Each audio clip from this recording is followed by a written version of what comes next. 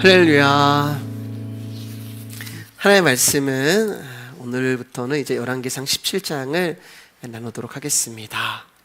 열왕기상 17장 1절에서 7절까지의 말씀입니다. 제가 한 절, 여러분 한 절, 마지막 절은 같이 읽겠습니다. 말씀을 찾으시는 동안 교회 앞에 알리는 말씀 드리겠습니다. 수요 예배는 따로 마치는 거 없고요. 우리가 말씀 듣고 기도하고 자유롭게 돌아가시면 되겠습니다.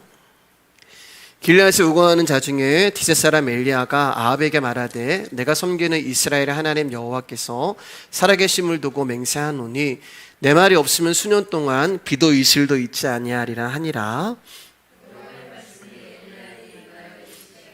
너는 여기서 떠나 동쪽으로 가서 요단앗 그리 시냇가에 숨고 그 시냇물을 마시라. 내가 까마귀들에게 명령하여 거기서 너를 먹이게 하리라. 그가 여호와의 말씀과 같이 하여 곧 가서 요단앞 그리 시냇가에 머물매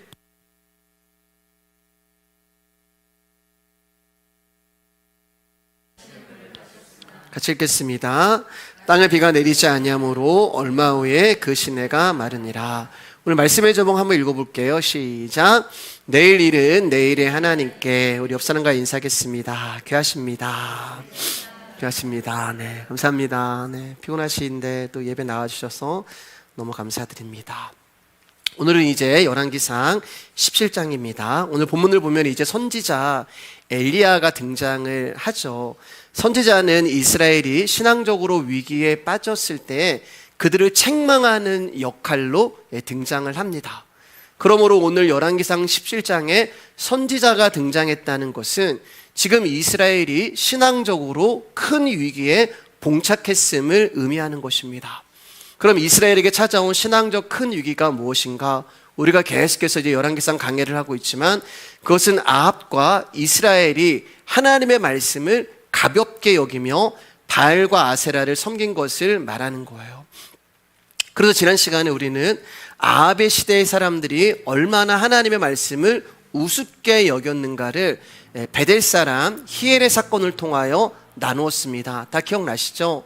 여호수아 6장 26절 말씀 가운데 하나님이 여리고성을 다시 건축하면 그의 맏아들과 그의 막내 아들을 잃으리라고 하나님이 분명히 말씀하시고 경고하셨음에도 불구하고 베델 사람 히엘이라는 사람이 하나님의 말씀을 무시하고 여리고성을 건축했습니다. 그러자 하나님의 말씀대로 히엘은 두 아들을 잃게 되었어요. 그러니까 결국 하나님의 말씀을 무시했던 히엘의 완고함이 두 아들을 죽게 만든 것입니다. 이처럼 성경이 아합의 죄와 아합의 악을 말하기 전에 히엘이라는 사람의 사건에 대해서 먼저 우리 가운데 이야기를 해주고 있는 것은 아합의 시대 사람들이 어떠한 정신으로 살았는가를 우리 가운데 먼저 보여주고 계시는 것입니다. 그들은 철저하게 하나님의 말씀을 무시하고 하나님의 말씀을 우습게 여기며 자신이 원하는 고집대로 고집하는 그런 의식구조를 가지고 살았던 거예요. 분명 하나님의 말씀이 있었고 하나님의 말씀을 들었음에도 불구하고 그 시대의 사람들은 하나님의 말씀을 철저하게 무시해버린 채 자신의 완고함과 어리석음으로 가득 차 있는 모습으로 살아갔던 것이 아합의 시대의 사람들이었다. 그리고 그 모습이 바로 저와 여러분의 모습이라는 것입니다. 그리고 그것이 이스라엘의 신앙적인 큰 위기가 되는 거예요. 그래서 하나님이 선지자 엘리야를 등장시켜서 다시금 그들 가운데 하나님의 말씀을 증거하심으로 말미암아 죄와 악 가운데 있는 이스라엘을 책망하고 그들을 그 위기에서 구원하시기로 작정하신 것입니다. 그렇게 이제 17장이 시작을 해요. 우리 1절 제가 읽어드릴게요. 길르앗에 우거하는 자 중에 디셋 사람 엘리야가 아합에게 말하되 내가 섬기는 이스라엘 하나님 여호와께서 살아계심을 두고 맹세하노니 내 말이 없으면 수년 동안 비도 이슬도 있지 아니하리라 하니라. 사실 엘리야의 이 말은 굉장히 건방진 말입니다. 왜냐하면 내 말이 없으면, 자신의 말이 없으면 수년 동안 비가 내리지 않는다고 말을 하고 있기 때문에, 그러니까 비가 오고 안 오는 것은 나의 말에 달려있다 이렇게 이야기를 하는 거죠. 그러나 엘리야의 말 안에 담겨있는 진짜 의미는 하나님만이 비를 내리실 수 있는 진짜 살아있는 신이고 너희가 믿고 있는 바알과 아세라는 아무것도 아니야 라는 그런 뜻이 담겨 있는 거예요. 이스라엘이라는 나라는 비를 흡수하는 땅입니다. 비가 오면은 홍수가 나서 강물을 이루지만 비가 그치면 그 땅이 그 물을 흡수하기 때문에 땅이 말라버려요. 그래서 성경을 보면은 이른 비와 늦은 비가 때를 따라 적절하게 와서 농사를 짓게 하는 땅이 이스라엘 땅이 되는 것입니다. 그런데 수년 동안 이스라엘 가운데 이른 비와 늦은 비, 즉 비 한 방울, 이슬 한 방울 내리지 않는다면 그 땅은 모든 수분을 흡수하기 때문에 그 땅은 황폐해지고 곡식을 수확할 수 없어서 엄청난 기근과 어려움으로 그 땅은 결국 망하게 되는 거예요. 자, 그러면 엘리야가 이런 저주를 선포하는 이유가 무엇일까? 그것은 조금 전에 말씀드렸듯이 아합과 이스라엘이 바알과 아세라를 믿었기 때문이에요. 지난 시간에 말씀드렸지만 바알은 자신들을 보호해주고 지켜주며 행복하게 해주는 신이었고 아세라는 바알의 아내로서 역시 풍요를 상징하는 신이었어요. 그러니까 바알과 아세라는 이스라엘에게 풍족하게 비가 내리게도 하고 풍성한 수확을 하게 해주는 복과 풍요의 신이었단 말입니다. 그래서 엘리야가 너희들 바알과 아세라가 너희들 가운데 복을 주고 풍요를 주고 곡식을 준다고 믿고 있구나. 그래, 내 말이 없으면 수년 동안 이 땅에 비 한 방울 내리지 않을 거야. 그래서 너희들이 믿고 있는 그 신이 가짜라는 것을 내가 드러나게 할 거야 라는 것을 이제 엘리야가 여호와의 이름으로 선포하는 것입니다. 그래서 내 말은 엘리야의 말이 아니라 하나님의 말씀이 되는 것이죠. 신명기 28장 23절 24절입니다. 시작. 내 머리 위에 하늘은 놋이 되고 내 아래의 땅은 철이 될 것이며 여호와께서 비 대신에 티끌과 모래를 내 땅에 내리시리니 그것들이 하늘에서 내 위에 내려 마침내 너를 멸하리라. 하나님이 이미 이렇게 약속을 하셨어요. 너희들 하나님 말씀에 순종하지 않고 그 말씀을 가볍게 여기고 무시하면은 너희들 가운데 저주와 재앙을 내릴 거야. 그런데 그게 뭐냐면은 비를 내리지 않겠다고 하나님이 이미 언약을 하셨단 말입니다. 하늘이 놋이 되고 뜨겁다는 거예요. 땅이 철이 될 정도로 비가 오지 않게 하시고 비 대신에 티끌과 모래를 내려 결국 그 땅을 멸망의 땅으로 만드시겠다고 하나님은 이미 말씀을 하셨어요. 그러니까 엘리야의 외침은 하나님의 말씀은 반드시 살아있고 이 말씀은 반드시 이루어지고 이 말씀을 이루시는 하나님은 진짜 신이라는 것을 선포함과 동시에 세상이 믿고 있는 바알과 아세라는 아무것도 할 수 없으며 이 세상은 오직 하나님의 뜻과 말씀에 의해서 말씀대로 이루어지는 거잖아요. 다스림 받고 있음을 증거하고 있는 거죠. 자, 그런데 무엇이 문제인가? 우리는 이런 메시지를 싫어한다는 거예요. 이게 우리의 문제예요. 말씀대로 살지 않고 그 말씀을 가볍게 여기고 무시하고 믿지 않으면 저주와 심판을 당한다는 말씀을 우리는 듣기 싫어합니다. 왜 듣기 싫어할까? 우리가 바로 아합이기 때문에 그래요. 아합이기 때문에 하나님 말씀을 듣기 싫은 거예요. 그래서 그 말씀을 증거하는 선지자가 싫은 것입니다. 그래서 복음을 전하는 선지자는 사람들에게 인정도 받지 못하고 환영도 받지 못하고 오히려 미움과 박해를 받는 거예요. 그래서 하나님의 말씀을 증거하는 선지자가 세상이라는 아합에게 쫓겨납니다. 3절 4절입니다. 시작.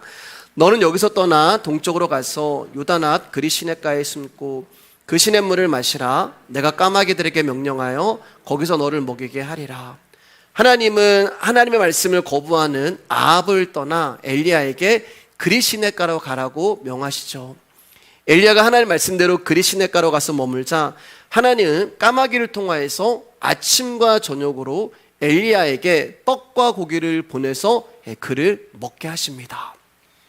하나님은 왜 엘리야에게 이런 삶을 살게 하시는 걸까? 그것은 다른 세계이기 때문에 그래요. 즉 엘리야가 살아가는 세계가 다르고 아합이 살아가는 세계가 다릅니다. 지난 시간에도 이제 말씀을 드렸잖아요. 우리는 지구라고 하는 한 공간에 살아가지만 우리는 다른 세계를 살아가요. 저와 여러분들은 아직 천국에 가지 않았는데 우리를 향하여서 천국 백성이라고 얘기하고 너희는 하나님의 딸, 찬양했잖아요. 사랑하는 내 딸아, 사랑하는 내 아들아. 우리 아버지가 따로 계세요. 우리가 이 땅을 살아가지만 우리는 다른 세계를 살아가요. 하나님이 그것을 엘리야 가운데 알려주시는 것입니다. 아합의 세계는 하나님의 말씀을 거부하는 세계죠. 하나님을 믿지 않는 자의 전형적인 세계를 보여주는 것이 아합의 세계고, 엘리야의 세계는 하나님이 다스리시는 성도의 세계가 무엇인가를 보여주는 것입니다. 아합의 세계는 하나님의 다스림을 생각하지 않아요. 그렇기 때문에 아합의 세계를 살아가는 사람들의 관심은 자신이 돼요. 나의 풍요, 나의 의, 나의 자랑, 나의 물질, 나의 소유. 그래서 자신을 지켜주고 자신의 소유를 많게 해주고 나에게 풍요를 보장해주는 그 신을 참된 신으로 섬기는 거예요. 그게 바알과 아세라란 말입니다. 그래서 그 사람들은 하나님의 말씀이나 약속에 대해서 전혀 관심을 두지 않아요. 왜요? 하나님은 말씀 안 지키면 저주하시거든요. 하나님은 말씀 안 지키면 비를 안 내리신다고 심판하시거든요. 그거에 대해서 듣기 싫은 것입니다. 그래서 그들은 주어지는 환경에서의 만족감만을 원하는 것이지 하나님 나라에 대한 생명에 대해서는 관심이 없어요. 신앙생활 하면서 하나님 나라에 관심이 없어요. 하나님 나라는 진짜 있어. 내가 오늘 힘들고 내가 오늘 지치지만 그래도 나는 하나님 나라에 갈 사람이야. 이런 소망이 없는 거예요. 반면에 엘리야의 세계는 하나님의 말씀에 따라 움직이며 하루하루 살아가는 자들입니다. 여러분, 하나님이 오늘 우리를 부르실 수 있잖아요. 우리는 언제 하나님이 나를 부르실지 모른단 말입니다. 우리는 하나님 말씀에 따라 움직이며 하루하루 그날 하나님이 주시는 것으로 먹고 살아가는 자들이 엘리야의 세계를 살아가는 것입니다. 자신의 풍요를 꿈꾸고 자신을 위해 일하는 것이 아니라 하나님의 말씀의 세계를 소망하며 살아가는 자들이 엘리야의 세계를 살아가는 사람들이에요. 우리는 둘 중에 하나를 살아갑니다. 우리는 두 세계 중에 한 세계를 살아가요. 여러분, 어떤 세계가 마음에 드세요? 솔직히 아합의 세계잖아요. 우리 안에는 끊임없이 아합의 세계를 원하는 욕망이 움직이고 있습니다. 그 이유는 조금 전에도 말씀드렸듯이 내 안에 아합이 있기 때문에 그래요. 그러니까 내가 말씀 듣는 것을 사랑하냐, 내가 말씀 듣는 것을 사모하냐, 말씀 듣는 것을 원하냐, 그것을 통해서 내 안에 누가 더 큰 영향력을 행사하고 있는지를 알 수 있단 말입니다. 아합이 내 안에 크면은 여러분 말씀 안 듣죠. 그러나 내 안에 엘리야가 나의 주인이 되면은 우리는 말씀 앞에 나오는 것입니다. 우리는 아합이라는 존재로 가득 차 있어요. 그래서 하나님은 오늘도 엘리야라고 하는 당신의 선지자를 보내서 우리에게 말씀을 선포함으로 네가 아합이야. 네 안에 이런 욕망과 욕심이 있어. 너 하나님 믿는다고 하지만 너는 바알과 아세라를 더 사랑해. 이것들을 드러나게 하시고 우리를 무너뜨리게 하시는 거예요. 근데 사랑하는 여러분, 엘리야가 아합을 책망하는 무기가 뭐냐면 말씀이란 말입니다. 다른 것을 가지고 아합을 책망하지 않아요. 그러니까 말씀이 아합을 책망하게 하심으로 아합의 세계는 결국 하나님에 의해 심판을 받을 세계에 불과함을 보여주고 있는 거예요. 마찬가지로 저와 여러분 안에 하나님의 말씀이 좌우의 날성검으로 찾아오셔서 끊임없이 나라는 아합을 박살내시고 부인하게 하시고 포기하게 하심으로 말미암아 결국에 저와 여러분들을 아합이라고 하는 존재에서 엘리야라는 존재로 만들어내시는 것이 하나님이 우리 안에서 하시는 일이란 말입니다. 먹을 것이 없는 그리시네가에서 까마귀를 통해 떡과 고기를 공급받아 생활하는 것은 분명 하나님의 기적이 맞아요. 그래서 우리는 이 말씀을 가지고 까마귀의 은혜를 이야기하며 하나님, 나도 이런 까마귀 은혜를 맛보고 싶습니다. 이런 까마귀 기적을 맛보고 싶습니다라고 소망을 합니다. 그리고 이 말씀을 통해서 우리가 알 수 있는 것은 하나님은 우리에게 필요한 모든 것을 공급해 주신다는 것을 알 수가 있어요. 그리고 주일날 말씀을 들었지만 우리의 먹을 것과 우리의 입을 것과 우리의 마실 것을 책임져 주시는 것이 하나님이세요. 그래서 염려하지 말아라 믿음이 작은 자들아라고 우리가 말씀을 드렸잖아요. 자, 그런데 문제는 뭐냐? 문제는 하나님이 주시는 것과 내가 받고 싶은 것이 너무 달라요. 하나님이 주시는 것과 내가 원하는 것이 너무 차이가 큽니다. 여러분, 만약에 하나님께서 여러분에게 엘리야와 같은 동일한 삶을 허락하셨을 때 여러분 정말 기쁨으로 순종할 수 있으시겠습니까? 너 그리시네가에 가. 우린 까마귀 은혜 얘기하잖아요. 나 까마귀 기적 나도 맛보고 싶어. 근데 그리시네가에는 안 가려고 하세요. 그리시네가에 가야지만 까마귀 은혜를 맛볼 수 있는데 하나님 저에게도 까마귀 은혜를 주세요라고 하지만 우리는 그리시네가로는 가지 않으려고 합니다.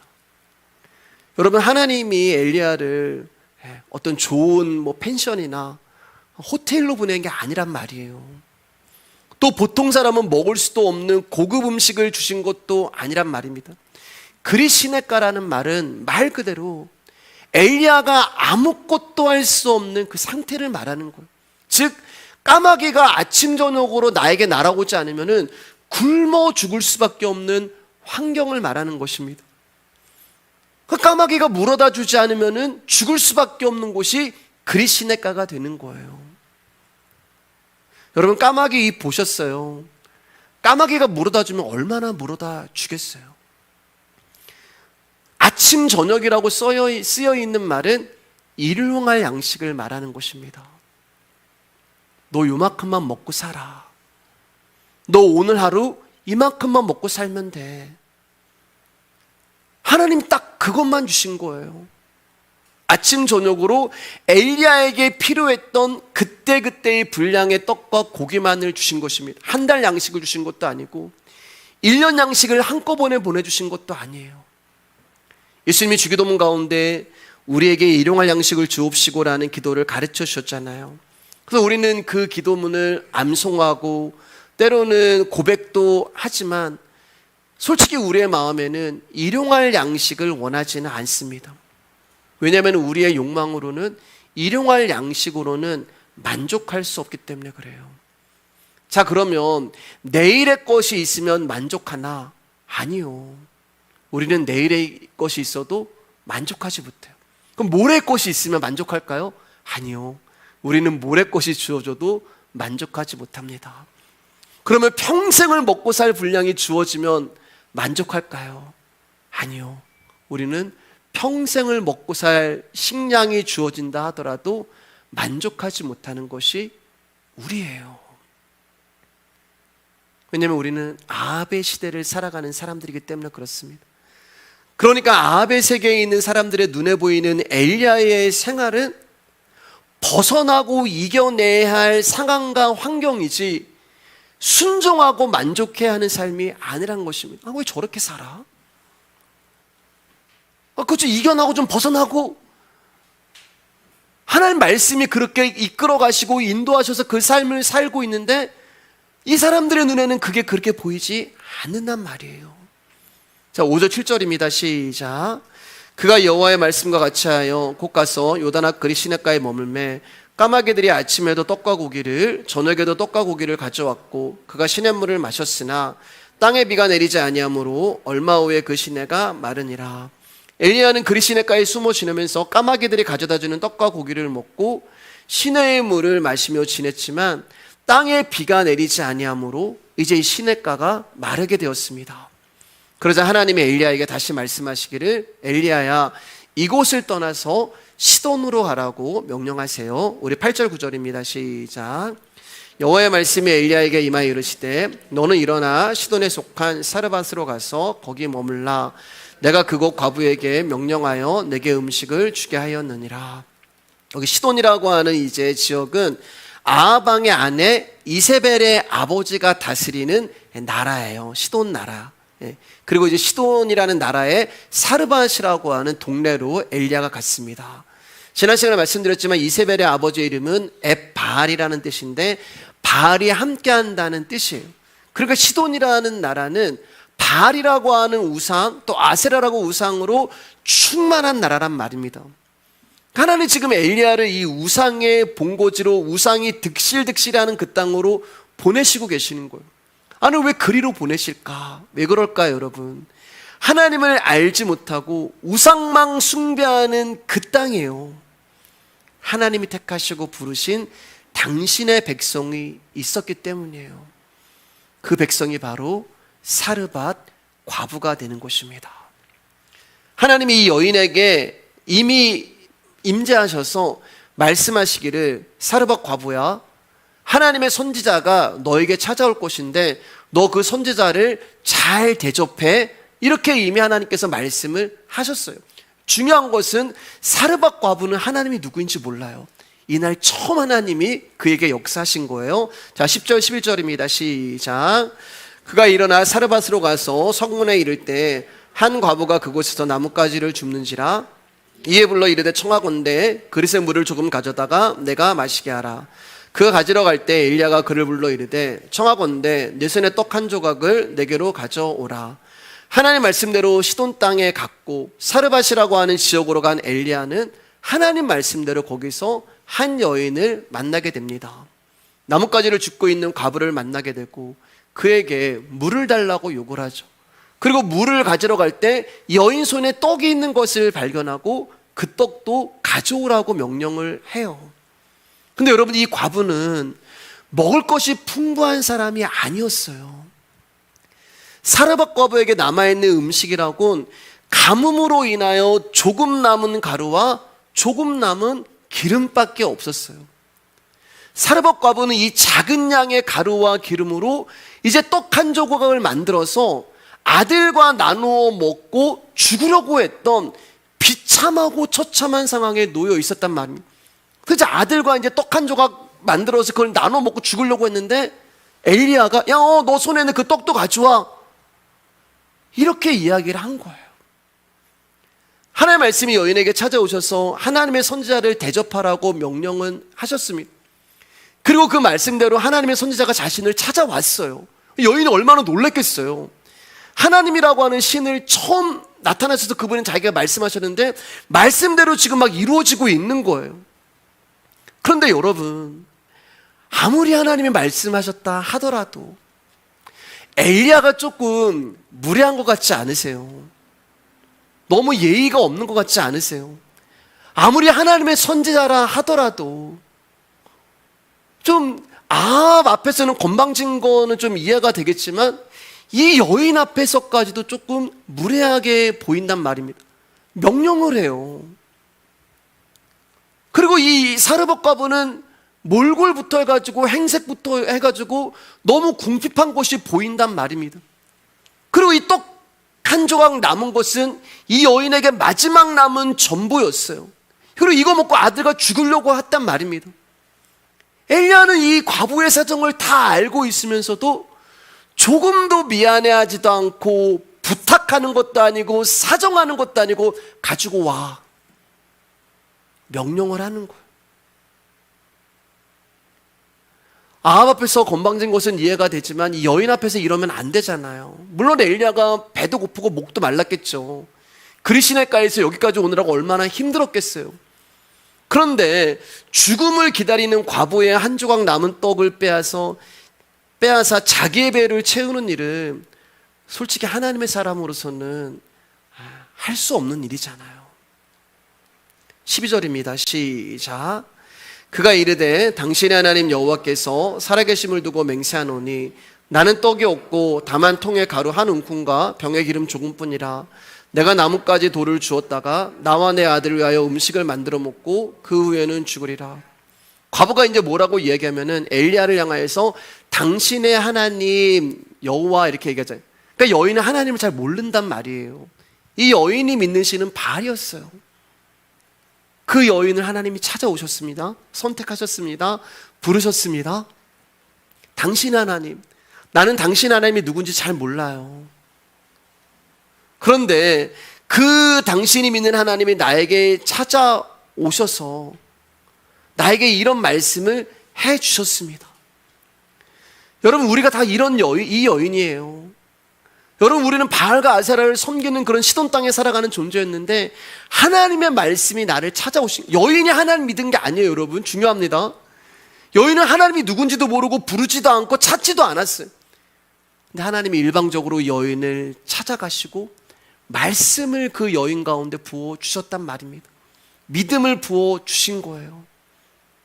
그리고 선지자가 올 거야라고 얘기를 해주셨어요. 그럼 엘리야가 차근차근하게 얘기해 주시면 좋잖아요. 야, 하나님이 누구인지 알아? 그리고 왜 내가 너한테 왔는지 알아? 너 지금 이 기근이 왜 왔는지 알아? 그거를 차근차근 설명해 주면, 부드럽게 이야기를 해주고 여인이 납득할 수 있도록 설명을 해주면 좋을 텐데, 그런 전후사정 하나 없이 거침없이 물과 떡 가지고 와, 명령하는 거예요. 그럼 엘리야가 이렇게 냉정하게 여인에게 대하는 이유가 무엇일까? 그것은 여러분, 하나님의 말씀이 여인을 찾아오셨고, 하나님의 말씀이 여인에게 말씀하셨고, 하나님의 말씀이 여인에게 임하셨기 때문입니다. 우리 13절입니다. 시작. 엘리야가 그에게 이르되 두려워하지 말고 가서 내 말대로 하려니와 먼저 그곳으로 나를 위하여 작은 떡 한 개를 만들어 내게로 가져오고 그 후에 너와 내 아들을 위하여 만들라. 엘리야가 과부에게 두려워 말라 말씀하시죠. 그러니까 지금 여인은 두려워하고 있는 거예요. 왜냐하면 말씀이 그대로 지금 내 눈앞에서 일어나고 있으니까 두려운 마음이 일어난 것입니다. 하나님의 신실하심 앞에서요. 그래서 엘리야에게 당신의 하나님은 살아계신 하나님입니다. 제가 그 하나님 앞에 숨기는 거 없이 다 말씀드리는데요, 선지자님, 나는 당신에게 대접할 떡이 없습니다. 나는 겨우 떡 한 조각만 만들 수 있는 가루와 기름밖에 없습니다. 그 고백을 하고 있는 거예요. 그래서 그 여인의 말을 들은 엘리야가 두려워하지 마. 그리고 그곳으로 떡 만들어서 나이가 가지고 오고 그 후에 남은 것으로 네가 만들어서 네 아들과 먹어. 이렇게 얘기를 하고 있는 거예요. 융통성이 너무 없지 않아요, 여러분? 지금 고구마 100개 먹은 것처럼 답답합니다. 엘리야가 머리가 나쁜 건지 융통성이 없는 건지. 지금 여인이 지금 당신의 하나님 앞에 나는 거침없이 얘기합니다. 나는 떡이 없습니다라고 말을 하는데도 그것을 알아듣지 못하고 겨우 떡 한 조각 만들었는데 당신에게 대접할 것이 없습니다라고 맹세까지 했는데 가진 것이 없고요, 저는 이것밖에 없어요, 이게 제가 할 수 있는 전부예요. 그렇게까지 지금 자기 상황과 모든 것을 오픈해서 얘기했는데 엘리야가 뭐라고 얘기했냐면 내가 다 알아. 네가 하는 말 다 알아들었어. 가서 떡 만들어서 가지고 오고 남은 것 가지고 네 아들과 먹어. 이렇게 얘기를 하는 거예요. 아니, 가루가 없는데 어떻게 떡을 만들고 기름이 없는데 어떻게 떡을 만들어서 나와 내 아들이 먹냐는 거예요. 떡이 없는데 어떻게 나와 내 아들이 살라는 말입니까? 14절입니다. 시작. 이스라엘의 하나님 여호와의 말씀이 나 여호와가 비를 지면에 내리는 날까지 그 통의 가루가 떨어지지 아니하고 그 병의 기름이 없어지지 아니하리라 하셨느니라. 사랑하는 여러분, 하나님이 선택하고 하나님이 부르시고 하나님이 찾으신 당신의 백성들은 떡으로 사는 자들이 아니라 하나님의 말씀으로 사는 자들이에요. 그래서 이스라엘 하나님 여호와의 말씀이 여인에게 임한 것입니다. 하나님이 그것을 알려주시기 위해서 엘리야를 보내는 거예요. 그러니까 우리가 사르밧 과부라면 우리로 하여금 말씀으로 살게 하시는 이 엘리야가 누구냐? 저와 여러분들이 사르밧 과부라면은 우리를 찾아오셔서 사람은 떡으로 사는 것이 아니라 말씀으로 사는 거야 라는 것을 알려주시는 엘리야가 누구냐? 바로 예수 그리스도가 되는 거예요. 그 하나님의 말씀이 여인에게 임하시는데 여호와께서 비를 지면에 내리는 날까지 그 통의 가루가 떨어지지 아니하고 그 병의 기름이 없어지지 아니할 것이라고 약속하세요. 아무리 떡을 만들어 먹어도 통의 가루와 기름이 없어지지 아니한다는 이 내용이야말로 사람들의 귀를 솔깃하게 하는 기적이 아닐 수 없습니다. 그래서 많은 분들이 이 본문은 어디다 초점을 맞추냐면 여인의 순종에 초점을 맞춰요. 그 주의 종을 잘 대접했더니, 내 먹을 거 안 먹고 목사님을 잘 대접했더니 축복을 받았다, 이런 이야기 하는데 그런 이야기 아닙니다. 마지막 남은 자신의 전부를 내가 먹지 않고 주의 종에게 목사님에게 대접했더니 하나님이 그 모습을 보시고 감동해가지고 너 주의 종 잘 섬기느라고 잘 섬긴구나 라고 하면서 복을 주셨다, 그런 내용이 아니에요. 여러분, 그것은 목사가 사기치는 거예요. 성경을 이용해서 교인들을 이용하는 것밖에 안 되는 것입니다. 하나님 말씀은 그런 게 아니에요. 여러분, 말씀을 잘 보셔야 돼요. 하나님 뭐라고 말씀하세요? 나 여호와가 비를 지면에 내리는 날까지 그 통의 가루가 떨어지지 아니하고 그 병의 기름이 없어지지 아니하리라 라고 말씀하셨잖아요. 그러니까 말씀이 여인에게 임하셔서 하시는 일은 통의 가루 한 움큼과 병의 기름 조금만을 주시는 거예요. 여러분, 이제 잘 들으셔야 돼요. 즉 하나님이 여인에게 주시는 기적은 한 조각의 떡을 만들 수 있는 한 움큼의 밀가루와 기름 조금을 주시는 거예요. 이게 전부예요. 근데 우리는 자꾸만 이 말씀 들으면서 여인이 부자가 됐다고 생각을 합니다. 가루가 계속 생겨나고 막 기름이 계속 생겨나고. 여러분, 여인이 부자가 된 게 아니에요. 떡을 100개 1000개 만든 것도 아니고 지금 여인에게는 있는 그대로 조금 남은 가루와 조금 남은 기름만 있을 거라고 하나님 말씀하시잖아요. 여러분, 이게 뭐예요? 엘리야가 경험했던 까마귀 사건이잖아요. 아침 저녁으로 일용할 양식. 우리 12절 14절 다시 한번 같이 읽겠습니다. 시작. 그가 이르되 당신의 하나님 여호와께서 살아계심을 두고 맹세하노니 나는 떡이 없고 다만 통에 가루 한 움큼과 병의 기름 조금뿐이라.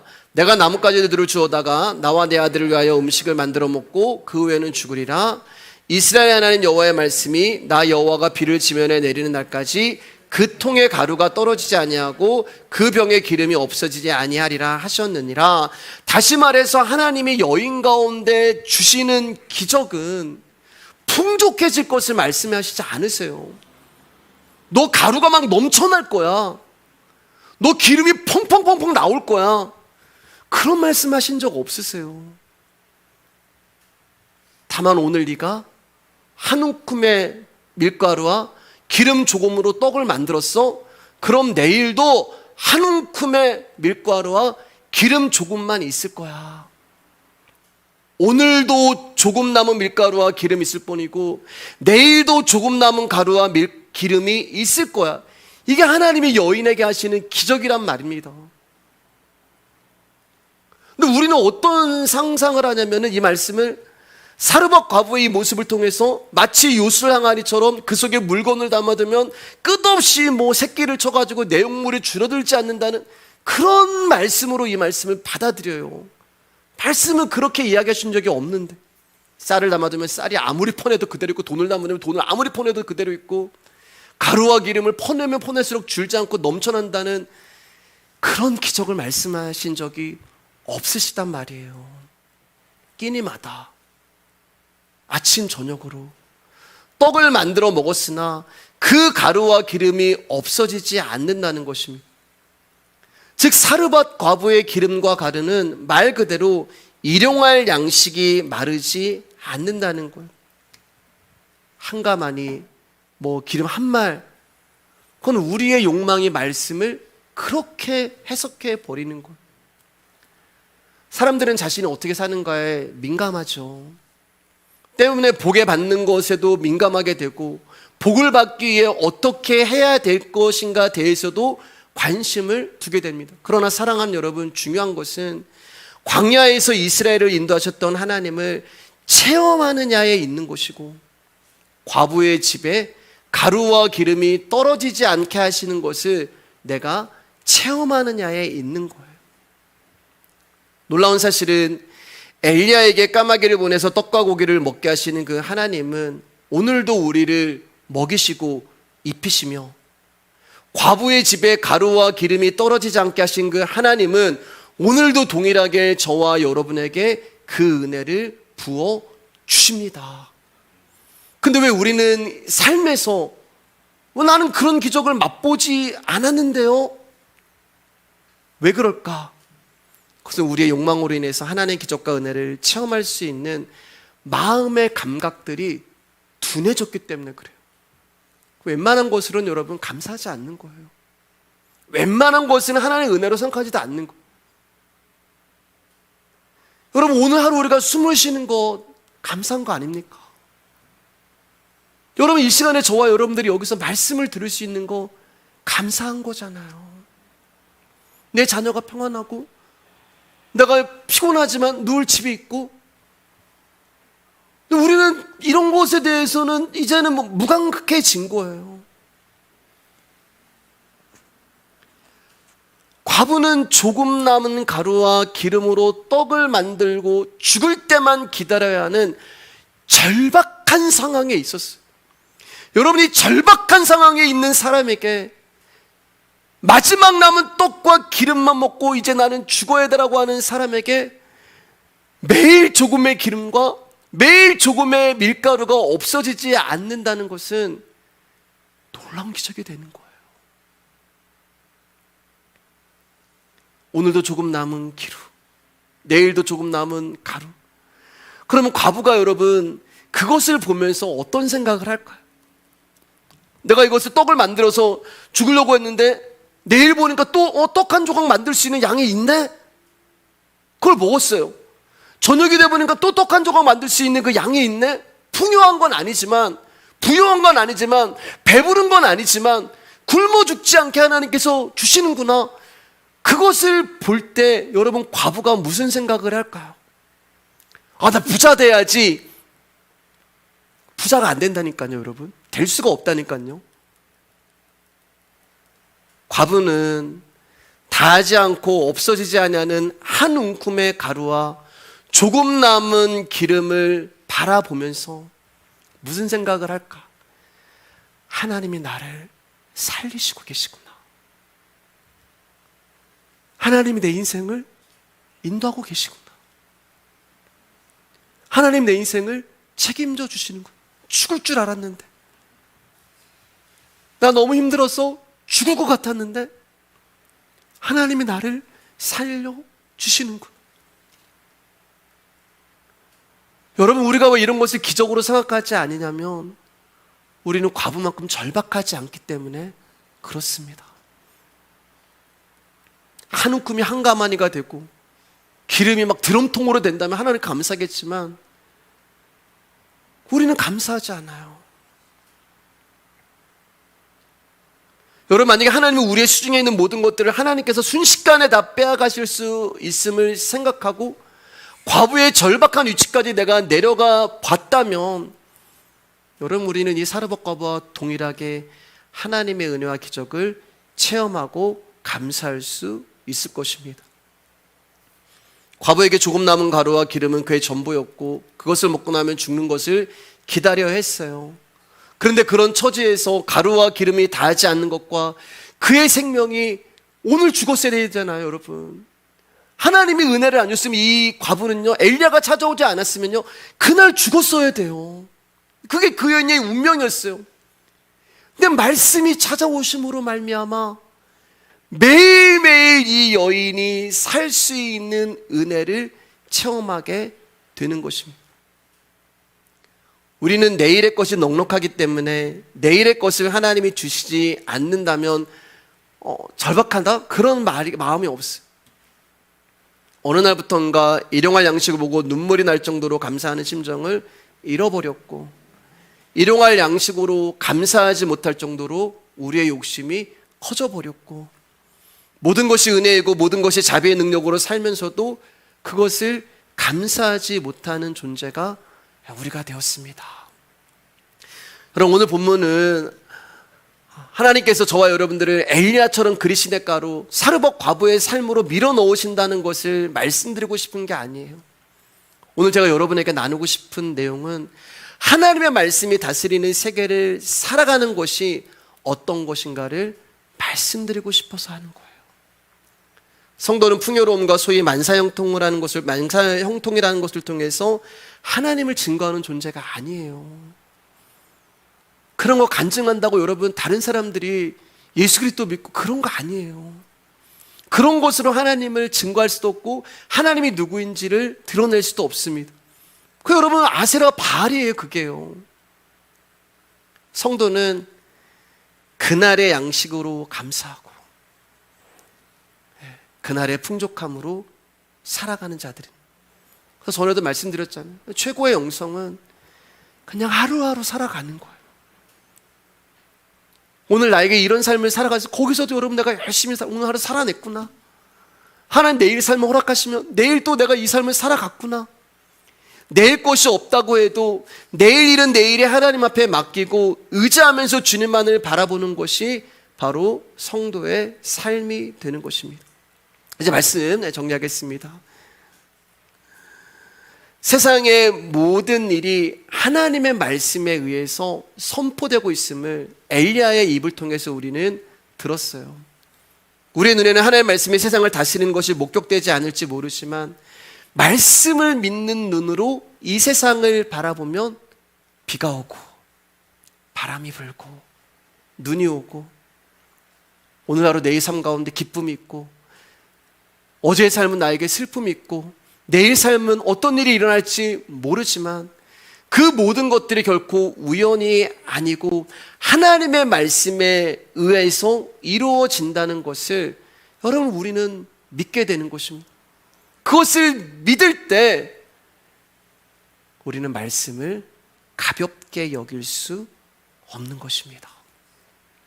성도는 단순히 성경을 하나의 말씀으로 인정하는 사람이 아니라 그 말씀에 의해서 성취되는 하나님의 말씀을 보는 자들, 경험하는 자들이 바로 성도가 되는 것입니다.